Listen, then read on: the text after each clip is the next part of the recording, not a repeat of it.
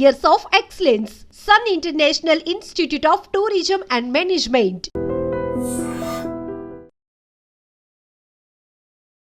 ప్రస్తుతం మన ముందు Hyderabad film Nagar police station ముందర యాక్చువల్లీ ఈరోజు ఒక బ్యాడ్ న్యూస్ అదేంటి అని అంటే ఫిలిం నగర్కి సంబంధించిన ఎస్ఐ ఆయన పేరు వచ్చేసి రాజేశ్వర్ నిన్న 12:30 ప్రాంతం అంటే అర్ధరాత్రి ప్రాంతంలో సంగారెడ్డికి దగ్గరలో ఉన్నటువంటి ఆయన నివాసానికి వెళ్తూ పాపం యాక్సిడెంట్లో చనిపోయినటువంటి పరిస్థితి. ఆయన కార్ని కూడా మనం చూడొచ్చు, పూర్తిగా నుజ్జు అయిపోయింది.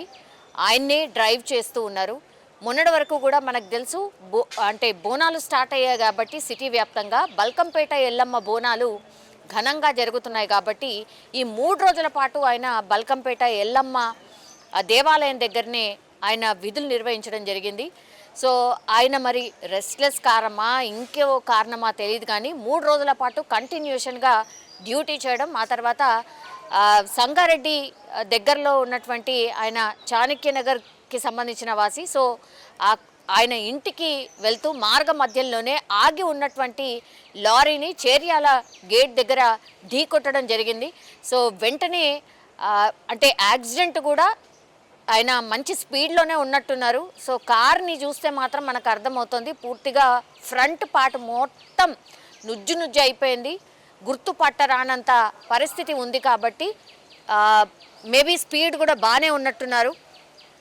రాత్రి అట్లాగే రెస్ట్లెస్ కావడం, దెన్ ఆగి ఉన్నటువంటి లారీస్ ఒకవేళ వెనకాల రేడియం లాంటిది ఏమీ లేకపోతే మాత్రం ఆగి ఉన్నటువంటి ఏ వెహికల్ కూడా కనిపించదు కాబట్టి అట్లనే జరిగి ఉంటుంది అనుకుంటున్నారు.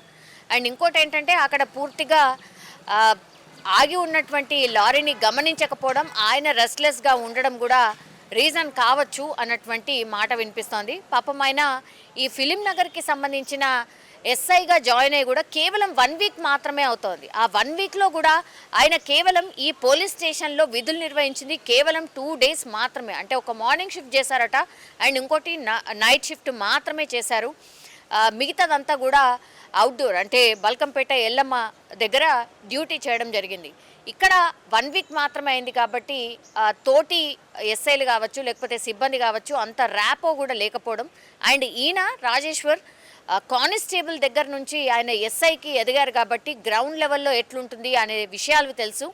అండ్ వచ్చినప్పుడు కూడా ఆయన చెప్పారట, నేను చాలా ఫ్రెండ్లీగా ఉంటాను, నేను కింది స్థాయి నుంచే వచ్చాను కాబట్టి మీరు నాతోని ఏదైనా షేర్ చేసుకోవచ్చు, నాకేమైనా చెప్పొచ్చు, ఇక్కడ ఫిలిం నగర్లో ఎట్లాంటి సిస్టమ్ ఉంటుంది, ఏముంటుంది ఏంటి అనేది కూడా మీరు నాకు చెప్పొచ్చు అని చాలా ఫ్రీగా మాట్లాడినరు అని పాపం తోటి సిబ్బంది కూడా చెప్తున్నటువంటి పరిస్థితి.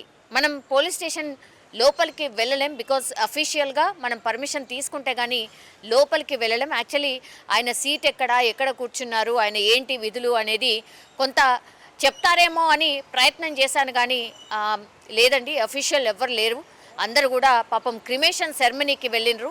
ఆయనకు భార్య అండ్ 2 పిల్లలు కూడా ఉన్నారు.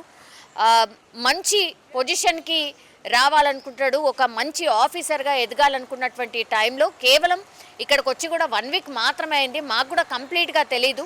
సో ట్రాన్స్ఫర్స్లో భాగంగా, ప్రమోషన్స్లో భాగంగా ఇట్లాంటి విధులు మారడం, ట్రాన్స్ఫర్లు కావడం చాలా కామన్. అందులో భాగంగానే ఎస్ఐ రాజేశ్వర్ కూడా ఇక్కడికి రావడం జరిగింది. ఆయన మంచి ఎక్స్పెక్టేషన్తో మంచిగా డ్యూటీ చేయాలి అన్న దాంతోనే వచ్చిండ్రు. కానీ 1 వీక్ లోపలనే ఆయన చనిపోవడం నిజంగా బాధాకరం అంటూ కూడా సో అక్కడ సిబ్బంది కూడా ఇది అత్యంత బాధాకరమైనటువంటి విషయం అని కూడా వాళ్ళు కూడా చెప్పడం జరుగుతోంది. సో ఫిలిం నగర్కి సంబంధించిన ఎస్ఐఏ ఈరోజు మార్నింగ్ అత్యంత దారుణంగా ఒక యాక్సిడెంట్లో చనిపోయారు అన్నటువంటి వార్త తెలిసిన తర్వాత మాత్రం పోలీస్ డిపార్ట్మెంట్కి సంబంధించి ఈ మధ్య కాలంలో జరుగుతున్నటువంటి ఇన్సిడెంట్స్ని మళ్ళొకసారి గుర్తు చేసుకున్నటువంటి పరిస్థితి. చాలామంది ఇప్పుడు ఎస్ఐ రాజేశ్వర్తో ఉన్నటువంటి సాన్నిహిత్యం కావచ్చు, ఆయనతో పాటు డ్యూటీ చేసినటువంటి వాళ్ళు కూడా పాపం బాధపడుతున్నారు. ఎందుకంటే కేవలం 1 వీక్ మాత్రమే అయింది అండ్ ఆయన కింది నుంచి పై స్థాయికి ఎదిగిండు, కష్టపడి ఎదిగిండు.